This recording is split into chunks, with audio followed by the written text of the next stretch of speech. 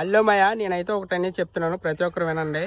మా అనకాపల్లి జిల్లా బుచ్చిపేట మండలం ఆర్ శివరాంపురం పంచాయతీ అందులో ఉన్న ఒక చిన్న అప్పనపాలెం గ్రామంలో చెరువు పని అనేది జరుగుతుంది. ఆ చెరువు పనికి అనేది కొన్ని రూల్స్ అనేది పెట్టారు. అది పైన గవర్నమెంట్ నుండి వచ్చి రూల్స్ అయితే కాదు, అక్కడ నడుస్తున్నాయి.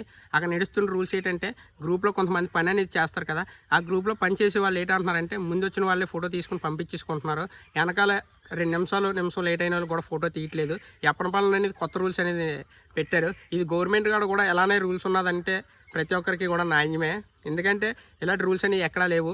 5 నిమిషాలు లేట్ అవ్వచ్చు, ఒక 5 నిమిషాలు ఎమర్జెన్సీ సిచ్యువేషన్లో కూడా రావచ్చు.